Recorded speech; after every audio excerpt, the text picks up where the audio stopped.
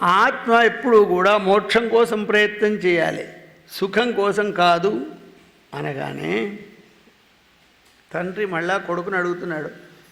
పితా ప్రాహ తత పుత్ర శ్రద్ధదత్తస్య తద్వచ భవతాద్వయం పృష్ట సంసారగ్రహణాశ్రయం.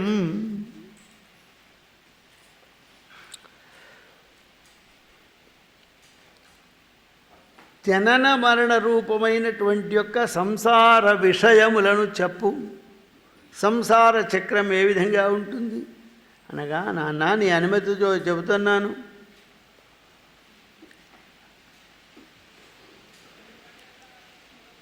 నాన్న, ఎవరైతే జీవునికి మరణకాలం సంభవిస్తుందో శరీరమంది పిత్తము అనేది వృద్ధి చెందుతుంది. ఇక కొడగట్టినటువంటి యొక్క దీపం నూనె పోయినా కూడా చివరి దశలో ఎక్కువగా మండుతూ ఉంటుంటుంది. ఆ జీవుడు మర్మస్థానులన్నీ కూడా భేదించి కంఠదేశంలో ప్రాణం ఉంటుంది. ఆ తర్వాత ఉదానమనే వాయువు కిందికి ఆహారం పోకుండా నిరోధిస్తుంది, బలమూత్రులు రాకుండా పోతుంది. ఆ సమయంలో ప్రాణం వియోగమవుతుంది. తతో ఏనాంబుదానాని కృత్వాన్నన్యరథస్తదా తత్తాత్మస్యాహ్లాదమాపదే ప్రతిపద్యతే. ఎవరైతే నీళ్లు అన్నము దానం చేస్తారో మరణ సమయంలో వారికి ఇట్టి బాధ కలగకుండా ప్రసన్నులై అనాయాసంగా మరణాన్ని పొందుతారు. ఎవరైతే పవిత్రమైన మనస్సుతో అన్నదానం చేస్తారో వారు తృప్తిగా ప్రాణాలను విడుస్తారు. ఎవరైతే స్నేహం చేసేవాడిని చెడగొట్టడో దేవుడు అనేటువంటి ఆస్తిక బుద్ధి కలిగిన వాడై ఉంటాడో, భగవంతుని యందు శ్రద్ధాభక్తి కలిగిన వాడికి అనాయాసంగా ఏ విధమైన కష్టం లేకుండా మరణం వస్తుంది. అందుకే దేవుణ్ణి కోరుకుంటారు, అనాయాసేన మరణం వినా దైన్యాన జీవం దేహాంతే తవ సాయుధ్యం దేహిమే పార్వతీ ప్రభు. అనాయాసమైన మరణం కోరుకుంటే కాదు చేస్తే వస్తుంది, మనం మనసులో కోరుకుంటే కాదు చేస్తే వస్తుంది. అటువంటి అసూయ లేకుండా చక్కగా ప్రేమతో మాట్లాడేటువంటి వాళ్ళు, సుఖమయమైన జీవనాన్ని పొందేటువంటి వాళ్ళు, జీవనాన్ని విడిచిన వాళ్ళు, కామక్రోధములు విడిచిపెట్టిన వాళ్ళు సౌఖ్యంగా ఉంటారో వాళ్ళు సుఖంగా ప్రాణత్యాగం చేస్తారు. ఇక అవారిదాయినో దాహం సుధాచో అన్నదాయిన. అయ్యా దప్పవుతుంది, కొంచెం మంచినీళ్ళు పోయండి అంటే మంచినీళ్ళు పోయిన వారు, ఆకలితో ఉన్న వాళ్ళకి అన్నం పెట్టని వాళ్ళు, మృత్యుకాలం ఆకలి దప్పులతో బాధపడుతూ ఉంటారు. చలికాలం లోపల చలి బాధ నివారణమైనటువంటి కంబళ్ళు, రగ్గులు, శాల్వాలు, సెద్దలు దానం ఇచ్చేవాళ్ళు, చలికాలం లోపల చందనము దానం చేసేవాళ్ళు, జలబాండాలు నీళ్ల కుండలు దానం చేసేవాళ్లకు మృత్యుకాలం లోపల సుఖం కలుగుతుంది. అంతేకాదు అజ్ఞానం చేత దొంగ సాక్ష్యం చెప్పేవాడు, అబద్ధాలు ఆడేవాడు, వేదములను శాస్త్రములను నిందించేటువంటి వాళ్ళు, పాపాత్ములు మరణ సమయంలో భయంకరుడైనటువంటి యొక్క యమదూతలు కనబడతారు. అందరికి కనబడరు, ఇటువంటి వాళ్లకు తప్పక కనబడరు. ప్రాప్తేషు దృక్పదం తేషు జాయతే తస్య వైపధు క్రందత్వవితం స్తోతం భాతృమాతృసుతానథాః. ఇటువంటి మానవుడు యమదూతల దర్శనం కాగానే భయపడుతూ ఉంటాడు. కొడుకులను, బిడ్డలను, తల్లిని, తండ్రిని, అన్నదమ్ములను, భార్యను పిలుస్తూ ఉంటాడు, ఏడుస్తూ ఉంటాడు. ఆ సమయంలో వాడు ఏం మాట్లాడుతున్నాడో ఎవరికి వినరాదు. దృష్టి అంతా ఒకే వర్ణంగా కనబడతాయి, కళ్ళు తిరుగుతుంటాయి, భయమవుతుంది, ఆయాసమవుతుంది, ఊర్ధ్వమైనటువంటి శ్వాస, దీర్ఘమైన శ్వాస కలుగుతుంది, దృష్టి ఏర్పడకుండా పోతుంది. ఈ విధంగా బాధపడ్డ ఘోరమైన వేదనతో శరీరాన్ని విడిచిపెడతాడు జీవుడు.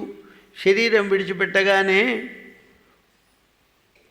ఈ జీవుడికి వాయు శరీరం అనేటువంటిది ఏర్పాటు చేసి నరక యాత్రలు అనుభవించుటకై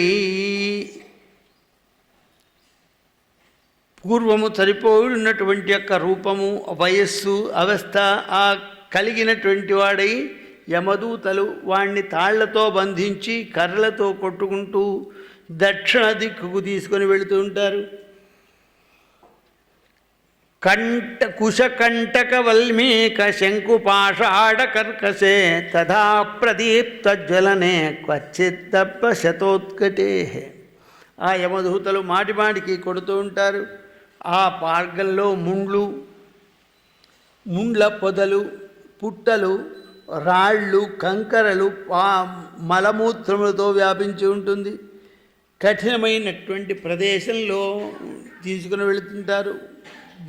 మండేంత ఉసుక, అనేకమైది గుంటలు, ఆ వేడి గుంటల్లో పడవేస్తుంటారు. బలవంతంగా తాళ్లతో కట్టుకొని ఈడ్చుకొని పోతుంటారు. కొన్ని దగ్గరలో సూర్యుడు ఇప్పుడు 60-70, ఇప్పుడు 45 అయితేనే మనం భయపడ్డాం. 60-70 డిగ్రీల వేడితో కనుడుతూ ఉంటాడు. ఒక దగ్గర -25 దాకా చలి ఉంటుంది. కొంత దూరం వెళ్ళిన తర్వాత ఆ పురుషుణ్ణి కొంత జంతువులు పీక్కొని తింటూ ఉంటాయి. చిత్రం ఏంటంటే పీక్కొని తిన్నంత పోగానే మళ్ళా తయారవుతుంది. ఆ సెట్టిగౌడు కొరుగుడు ఉండదు. ఏమయ్యా వీళ్ళని రంపం బట్టి కోస్తారు అంటే కోస్తారు, కోయగానే మళ్ళీ అతుకుతుంది, మళ్ళీ అతికితే మళ్ళీ కోస్తారు. అంటే ఈ బాడీ యాతనా శరీరం అంటారు దీన్ని. భోగ శరీరం, యాతనా శరీరం. ఈ శరీరం దేనికి తట్టుకోదు. సుఖానికి తట్టుకోదు, దుఃఖానికి తట్టుకోదు, ఆనందానికి తట్టుకోదు. అట్టుకుంటుందా? ఓడో పోయిన 5 ఏళ్ల కింద ఎలక్షన్లో నువ్వు బాగా మెజార్టీతో గెలిచినావు అంటే నడుకుంటూ పట్టుకు చచ్చిపోయింది. ఎలక్షన్లో గెలిచినామని కానీ చచ్చిపోయింది. ఆంధ్రప్రదేశ్లో ఒక ఎమ్మెల్యే. ఆ తర్వాత 3 నెలలకు 6 నెలలకు బై ఎలక్షన్స్ అయినాయి. అది వేరు. అంటే అంత దుఃఖాన్ని తట్టుకోదు, అంత బాధను తట్టుకోదు. బాధను తట్టుకునేందుకు యాతనా శరీరం, సుఖభోగాలను తట్టుకునేటందుకు దివ్య శరీరం. దేవతా శరీరం అయితేనే ఆ సుఖాలను తట్టుకుంటుంది. ఆ సుఖాన్ని కూడా తట్టుకోవాలి కదా మనిషి.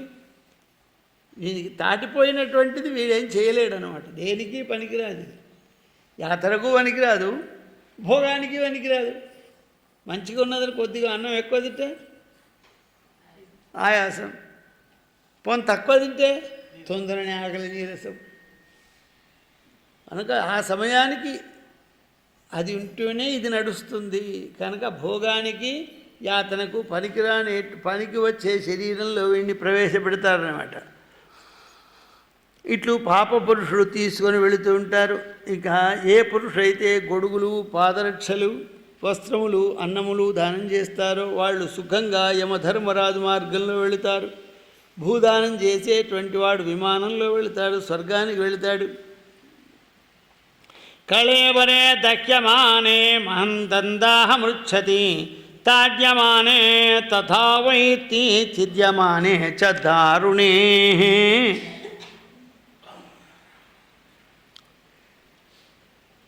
ఎప్పుడైతే ఈ యొక్క శరీరం కట్టెల్లో పెట్టి కాలగట్టగానే ఆ జీవునికి బాగా దాహం అవుతుంది.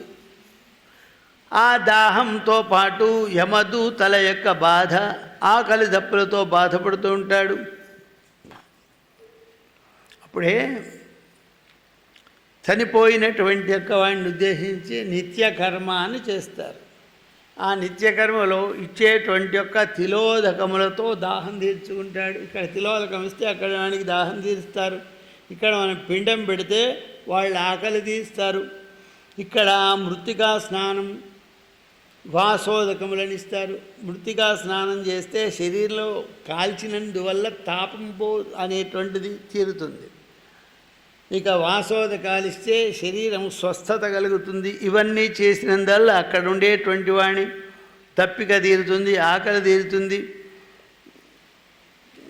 ఇక్కడ ఏవైతే కొడుకులు పిండ ప్రదానంలో ఇస్తారో అవే అక్కడ వానికి భోజన వస్తువులుగా అవుతాయి. నియమాన స్వకంగేహం ద్వాదశాహం సపశ్యతి ఉపభుక్తే తథా దత్తం తోయపిండాదికం భువి. ఆ తర్వాత 10వ నాడు చేసేటువంటి యొక్క క్రియలుంటాయి. అస్థి సంచయనం, పిండ ప్రదానం, ఆ శౌచ నివారణ అనేటువంటి 12వ నాడు ఇంటికి తీసుకొని వచ్చి ఆ 12వ నాడిచ్చినటువంటి యొక్క పిండాన్ని జీవునితో భుజింపజేసుకొని 12వ రోజు తర్వాత 13వ నాడు జీవుణ్ణి దూతలు తీసుకొని పోతూ ఉంటారు. ఆ సమయంలో లోహమయమైనటువంటి ఒక పట్టణం కనుక కృతి అనేటువంటి పట్టణం, అక్కడ మృత్యుదేవత, కాలదేవత, అంతకదేవత అనేవాళ్ళు ఉంటారు. పార్షదులు ఎర్రని కళ్ళు, కాటుక వంటి నల్లని శరీరం కలిగినటువంటి వాళ్ళు ఉంటారు. ఆ తర్వాత యమధర్మరాజు కళ్ళు ముడిచిపెట్టుకొని కోప దృష్టిలతో వీళ్ళను చూస్తూ ఉంటారు. యమదండమును ధరించినటువంటి వాడు, గొప్ప బాహువులు కలిగిన వాడు, పాశాన్ని ధరించిన వాడు, గొప్పైన ఆకారం కలిగిన వాడిని యమధర్మరాజు ఈ జీవుణ్ణి చూచి అతడు చేసినటువంటి సుకృత దుష్కృతములను విచారం చేస్తాడు. వీడే పుణ్యం చేసిండు, ఏ పాపం చేసిండు, నా పక్షపాత. అక్కడ లంచాలు ఇచ్చి ఏదో చేసి మచ్చిక చేసుకునే వీల్లేదు. ఈ మధ్యలో మనవాళ్ళు ఏం చేస్తున్నారు అనకూడదు కానీ చిత్రగుప్తుల వ్రతం చేస్తున్నారు. ఎందుకు? ఈయన మన తక్కువ రాస్తాడు అకౌంట్లో. అకౌంటెంట్ ఆయనే కదా యమధర్మరాజు. చిత్రగుప్త వ్రతం చేస్తే ఆయన ఏం చేస్తారు, సంతోషపడి వీని అకౌంట్లో కొన్ని పాపాలు కొట్టేసి వీని యమధర్మరాజుకి లెక్క చూపించడానికి ఉంటారు. దానికే దీనికి ఒక సూత్రం ఉన్న చూడు, తమ్ముడే ప్యాకాట. నువ్వు ఇచ్చేది తింటాడు కానీ నువ్వు లెక్క మాత్రం కరెక్ట్గా చూపిస్తాడు ఆయన. ఆయన మాత్రం నా పక్షపాత ధర్మరాజు. అందుకే యమం అంటే కఠినం. యమం అంటే కఠినం. యమ ప్రాణాయామ ప్రత్యాహారం. యమంటే కఠినం. ధర్మం అంటే కఠినమైన ధర్మాన్ని ఆచరించేవాడు ధర్మరాజు. అంతేగాని కఠినం లేకుండే ధర్మాన్ని అనుసరించే పాపం పొంది కష్టపడుతుండు అన్ని వాటితో ధర్మాచరణ కుదరదు. శిక్షలు ఎట్లా కుదురుతాయి? శిక్షించేవాడు ఎట్లా ఉండాలి? కఠినాత్ముడే ఉండాలి. ధర్మాధర్మంలను విచారించేవాడు కఠినంగానే ఉండాలి. రౌరవే కూటసాక్షితు యాతి యచ్చానృతింబరా బ్రహ్మజ్ఞో హత్యయా దృష్టో గోగ్నశ్చ పితృఘాతకః క్షేత్రధారాపహారీ చ సీమః నిక్షేపహారకః. అబద్ధం సాక్ష్యం ఇచ్చేవాడిని రౌరవం అనే నరకంలో వేస్తారు. బ్రహ్మహత్య చేసినవాడు, ఆవులను చంపినవాడు, తండ్రిని చంపినవాడు కూడా రౌరవం అనే నరకంలో పడతారు. ఇతరుల యొక్క భూమిని అపహరించినవాడు, ఇతరుని భార్యను ఎత్తుకొచ్చినవాడు, భూమి యొక్క గట్లు తెంపినవాడు, గురువుగారిని అవమానం చేసినవాడు, పెళ్లిగాని స్త్రీని చెడగొట్టినటువంటి వాడు రౌరవం అనే నరకాన్ని పొందుతాడు. ఈ రౌరవం అనే 2000 యోజనముల పరిమితమై 2 యోజనముల వెడల్పు పొడవు కలిగి ఉన్నది. అది లోతై ఉంటుంది. అందులోపల నిప్పులు మండుతూ ఉంటాయి. ఆ నిప్పులలో కాల్చబడినటువంటి వాడి మక్క కంకులు కాల్చినట్టుగా పొల్లించుకుంటూ కాలుస్తారు చూడు, మనకు రోడ్డు మీద మక్క కంకులు అమ్మేవాళ్ళు. అట్లా వీడిని ఆ నిప్పుల్లో పొల్లిస్తాడు. ఇదేమో చిన్న తొట్ట, అక్కడనేమో కాకపోతే 2000 యోజనాలు, దాదాపు 1 యోజనానికి 20 కిలోమీటర్లు. 1 యోజనానికి 20, 100కి ఎంతనో మీరు లెక్క పెట్టుకున్నారు. అంత పొడవు అంత వెడల్పు కలిగినటువంటి దాన్ని ఏమంటారు, ఆడిటోరియం. అందులో వీడిని మక్క కంకులు వేయించినట్టుగా, చపాతీలు కాల్చినట్టుగా కాలుస్తారు. తీవ్రమైన అగ్నిచే దహింపబడుతుంటాడు. అప్పుడు పదే పదే చపాదోస్య శీర్షతే జీర్యతే పునః అహోరాత్రేణోద్ధరణం పాదన్యాసంత గచ్చతి. పాపం పాటికి కాళ్లకు నిప్పులు తగులుతాయి, నెత్తికి నిప్పులు తగులుతాయి. అది కాలెక్కనే తీసి పక్కకు పెడతారు, మళ్ళీ కొద్దిగా వేస్తే మంచిగా అవుతారు, మళ్ళీ అది చల్లనే వేస్తుంటారు. ఇది రౌరవం అనేటువంటి యొక్క నరకం. ఈ విధంగా 80 4 లక్షల నరకాలు ఉన్నాయట, ఒక్కొక్కడికి ఒక్కొక్కటి. ఏం చెప్తాం వాటి పేర్లు? యమధర్మరాజు కూడా పాపం కొన్ని విధాల అసహాయుడయ్యా. పూర్త పాపం బోడగొట్టే శక్తి ఆయన దగ్గర కూడా లేదట. కొంత క్లీన్ చేస్తాడు, మొత్తం క్లీన్ చేసే శక్తి ఆయనకు కూడా లేదు. పాపం ఏం చేస్తాడు అప్పుడు? వీని కర్మ అనుభవించి మిగిలిన కర్మను అనుభవించడానికి మళ్ళీ బ్రహ్మగారి దగ్గరికి పంపుతాడు. వీడు పురుగై పుట్టానా, పామై పుట్టానా, పంది అయి పుట్టానా, పక్షి అయి పుట్టానా, అని నిర్ణయించుకొని అనేకమైన జన్మలు, ఎద్దు, గుర్రము, ఏనుగ, పక్షులు, తీగలు, చెట్లు అనేటువంటి యొక్క జన్మలను ఎత్తుకుంటూ కేవలం అనేక జన్మల తర్వాత మళ్ళీ మనుష్య జన్మగా వీడు పుడతాడు. అంటే పిల్లి అయి పుట్టి పిల్లి పాపం చేస్తుంది కదా అని మనకు అనుకోవచ్చు. పిల్లికి పుణ్యం లేదు, పాపం లేదు. పిల్లి బట్టి ఎలకని చంపింది, ఎలకని చంపిన పాపం పిల్లికి లేదు.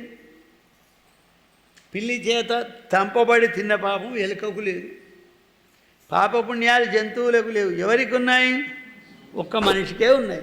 ఇక్కడ నిర్ణయించబడినటువంటి అనుభవించడానికి మిగతా జన్మలు వచ్చినాయి.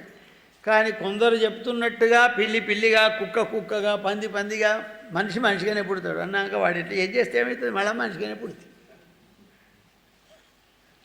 అని కొంతమంది దుర్బోధలు చేస్తున్నారు ఈ మధ్యలో. అవి సత్యాలు కావు. అవిశ్యేన పాపేన పుణ్యేన చ సమన్వితః తతశ్చారోహణీం జాతం శూద్రవైశ్యనుపాదికాం విప్రదేవేంద్రతా చాపి కదాచిత్తవరోహిణం. ఈ విధంగా అవశిష్టమైనటువంటి పాపలను అనుభవించుకుంటూ కొంత పుణ్యము పాపము రెండు కలిస్తే వచ్చేది మనుష్య జన్మ. పుణ్యపాపముల యొక్క మిక్స్.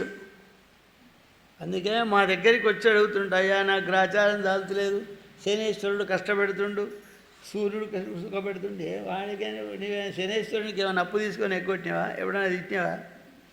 ఆయన ఎందుకు కష్టపెట్టాలి? మరి గురుబలం ఉందా, సూర్యబలం ఉందా? అవి వచ్చి నీకు బలాన్ని లోపల దొరకదా? మరి మీరు మమ్మల్ని అడుగుతారు కదా ఇవన్నీ వచ్చి. మేము కూడా చెప్తాం కదా, ఈ బలం ఉన్నది, ఆ బలం లేదు ఇదని. ఇవన్నీ కూడా పాక్షిక సత్యాలే. నీవు కష్టం అనుభవించబోతున్నావురా, పూర్వజన్మలో ఈ పాపం చేసి ఈ కష్టం అనుభవిస్తావని చెప్పుతున్నాడు శనేశ్వరుడు తన గమనం ద్వారా. నేను ఇక్కడికి ఈ స్థానంలో ఉంటే నీకు ఈ పాపం చేసిన పుణ్యం, ఆ పాపం అనుభవిస్తావు. నేను ఈ స్థానంలో ఉంటే ఈ పుణ్య ఫలితాన్ని అనుభవిస్తావు అని చెబుతున్నాడు ఆయన. చెప్పినాన్ని పట్టుకొని కష్టపెట్టామంటే ఎట్లా? చెప్పినాన్ని పెట్టుకొని కష్టపెట్టామంటే ఎట్లా? అయ్యా వాన వస్తుందయా, ఛత్రి పట్టుకపో, లేక తడుస్తావు అన్నారు. ఛత్రి పట్టుకపోలే, వాడు తడిసిండు. నువ్వు పని పట్టుకనే నేను తడిసిన అంటే ఎంతవరకు కరెక్టు? ఇవేమనిపిస్తుంది మనకు? వీడంటే వాడెట్లా తడుస్తాడే? వాన పడుతుందని హెచ్చరించిండు, అయినా నువ్వు వినలే, తడిచినావు. దానికి ఎవడేం చేస్తాడు అన్నట్టుగా నవగ్రహాలు తమ యొక్క గమనం ద్వారా మన పూర్వజన్మ పుణ్యపాపములను చెబుతున్న ఇది రహస్యం. అప్పుడు మా అటువంటి వాళ్ళు ఏం చేయమంటారు? నా అటువంటి వాడి దగ్గరికి వచ్చిన ఆయన, నీకు కష్టం ఉందా ఆయన, విష్ణు సహస్రనామ పారాయణం చేయి, భగవద్గీత పారాయణం చేయి, లేక రుద్రాభిషేకం చేసుకో, ఆంజనేయ స్వామి పూజ అంటే వాడు ఏం చేస్తాడు? పోయి అయ్యగారేటో చెప్తున్నాను వెళ్ళిపోతాడు. నా పక్కకు ఇంకో ఆయన దగ్గరికి పోతాడు, అరే నీకు బాగా దోషం ఉందిరా, శనేశ్వరునికి తైలాభిషేకం చేయంటే నూనె కొనుక్కొని శనివారం పోయి శనేశ్వరుని మీద వస్తాడు. అంటే శనేశ్వరుని మీద ఉన్న భయం ఆంజనేయ స్వామి మీద లేదు, నారాయణమూర్తి అసలే లేదు, శంకరుని అయితే పట్టించుకున్నాడు. వీళ్ళు ఏం చేయరని కాదు. ఏమైనా విష్ణు సహస్రనామ పారాయణం చేస్తే వచ్చే కష్టాలు పోతాయా? పోవా? ఇక్కడ చెప్తాను కానీ రేపు మా ఇంటికి వచ్చినప్పుడు చెప్పండి, చెప్పరు అక్కడ. ఎందుకంటే దీంతో నమ్మకం లేదు, నమ్మకం కుదరదు. అప్పుడు మేమేం చేస్తున్నాం? వానికి నమ్మకం కుదిరేటట్టే చెప్పాలి. ఏం చేయాలి? వాళ్ళ యొక్క నమ్మక ప్రాధాన్యం. వాళ్ళు బాగుపడాలి కనుక ఏదో వాళ్ళు బాగుపడే అనేక పద్ధతులు ఆలోచించి ఏదో ఒక పద్ధతి సులభమైంది చెబుతున్నాం. ఈ విధంగా పాపకర్మలను అనుభవించడానికి రకరకాలైనటువంటి యొక్క జన్మలు, జాతులలో జన్మిస్తాడు. ఆ తర్వాత ధర్మాచరణ చేత మానవుడై పుట్టి ధర్మాచరణం చేత ఇంద్రుడై కూడా కాగలుగుతాడు. పూర్వజన్మలో చేసినటువంటి కర్మ చేతనే దేవతలు అవుతారు. పుణ్యాత్ములైనటువంటి వాళ్ళు, పుణ్యములు చేసిన వాళ్ళు మరణిస్తే వాళ్ళు పుణ్యలోకానికి వెళుతూ గంధర్వులు అప్సరసలు నృత్యం చేస్తూ పూలహారములను చెచ్చి వేసి విమానంలో కూర్చుండబెట్టి స్వర్గానికి తీసుకొని వెళుతుంటాడు. అదే యమధర్మరాజు వీళ్ళకి ఎదురొచ్చి స్వాగతం చెప్పి నమస్కారం చేసి కూర్చుండబెడతాడు. ఎవడు వలన వయాత్రో పాపర్చానదంటూ పుణ్యానికి పోయినా పాపానికి పోయినా యమలోకం నుంచే పోవాలి. యమలోకానికి 4 గేట్లు ఉన్నాయి. 4 గేట్లు ఉన్నాయి. 4 గేట్ల లోపల తూర్పు, పడమర, ఉత్తరం, దక్షిణం. తూర్పు నుంచి వెళ్ళేటువంటి వాళ్ళంతా శివభక్తి చేసిన వాళ్ళు, పశ్చిమ నుంచి వెళ్ళే వాళ్ళంతా విష్ణు భక్తులు, ఉత్తరం నుంచి వెళ్ళే వాళ్ళంతా అమ్మవారి భక్తులు, ఇక దక్షిణం నుంచి వెళ్ళేవాళ్ళు 3 కాదు. ఎక్కడ రష్ బాగుంటుందో తెలుసా? అక్కడనే ఫుల్ రష్, నూక్కునేంత లొల్లి, సినిమా టాకీస్ దగ్గర టికెట్లకు ఉన్నంత లొల్లి. ఇక్కడ ఎవ్వరు ఉండరు, మెల్ల హాయిగా పోవచ్చు. ఈ 3 ద్వారాల నుంచి ఎక్కడి నుంచి పోయినా అక్కడికే పోతాడు. కానీ ఈ 3 ద్వారాల నుంచి వెళ్ళేవానికి 4వ ద్వారం కనబడదు. ఈ 4వ ద్వారం నుంచి వెళ్ళేవానికి ఈ 3 కనబడాయి. ఇక్కడేమో ధర్మరాజు వేరే, అక్కడేమో ధర్మరాజు వేరే. ఆయన్నే కానీ వీనికి ఇట్లా కనబడతాడు, వానికి అట్లా కనబడతాడు. ఇప్పుడు ఒక పెద్ద పోలీస్ ఆఫీసర్ వచ్చింది అనుకోండి, మనం భయపడతామా? మనం భయపడము. వీలైతే మనకు తెలిసిన వాడైతే నమస్కారం సార్ అంటాం, లేకుంటే ఆయన తోల ఆయన పోతాడు, మన తోల మనం పోతాం. కొంతమంది భయపడి దూరం ఉంటారు.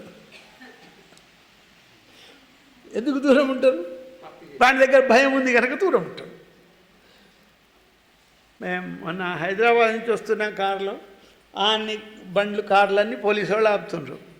నాకు కూడా సరి చేసింది, పోలీసు వాళ్ళు ఉన్నారు పోకుండా. నాకేం లేదు, నేను పోయినా. నన్ను ఆపిండ్రు, చూపించిన కాగితాలన్నీ, డ్రైవింగ్ లైసెన్స్ చూపించిన, పోమన్నాడు. నన్ను ఏమో అడుగుతారు, వాళ్ళ డ్యూటీ అది, ఉన్నాయా లేవో అని అడుగుతారు. మన దగ్గర ఉండాలి, నేను కూడా భయపెడతాడు. అంతే కదా, మనం లేకున్నప్పుడు మనం ఎందుకు భయపెడతాం?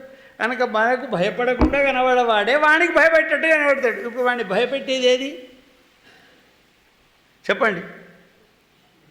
వానిలో ఉండే భయం, వానిలో ఉండే భయం వాడిని భయపెడుతుంది.